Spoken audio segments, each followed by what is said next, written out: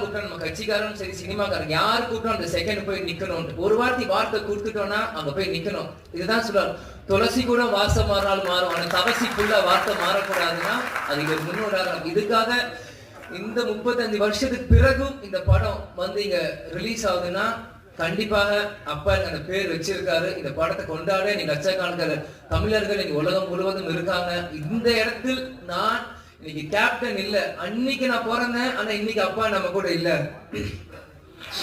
இருந்தாலும் நம்ம அந்த இடத்துல போய் நிக்கணும். கேப்டன் பதில் நம்ம போய் இருக்கணும். இந்த படத்தை கேப்டன் இல்லாட்டியும் எங்க அப்பாவும் இந்த விஜய் பிரபாகர் நான் கொண்டாடணும் இந்த யூனிட்டோட சேர்ந்து நீங்க வந்து அம்மா கூட சொன்ன எது சமுதா சென்னையில இருக்க போட்டோம் இல்ல, நான் போறேன், நான் வரேன்னு சொல்லிட்டு நான் போறேன். எவ்வளவு தூரமா இருந்தாலும் சரி நான் வரேன்.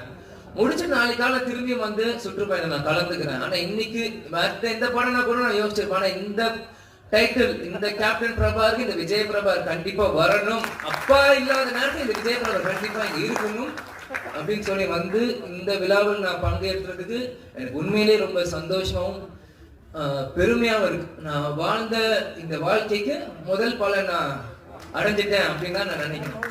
ஏன்னா சின்ன வயசுல இருந்து எல்லாருமே என்னை வந்து பிரபாகரன் பிரபாகரன் பிரபாகரன் போது நீ அந்த படத்தப்ப பிறந்த அப்பாங்க இல்ல இல்ல நான் எமோஷன் ஆகக்கூடாதுன்னு தான் இருக்கேன்.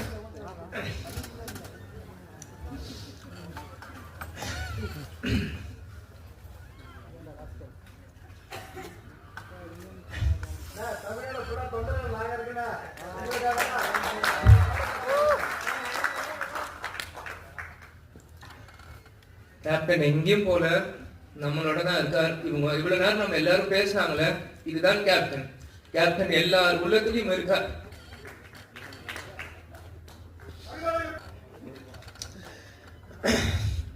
அதெல்லாம் எனக்கு முக்கியம் இல்லை. கடைசி வரைக்கும் விஜயகாந்த் பையன்றது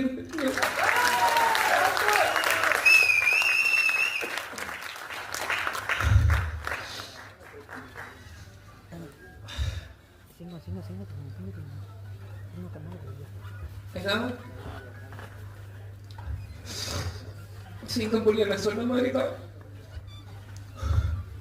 தமிழ்நாடு நல்ல தலைவரை எழுந்தது.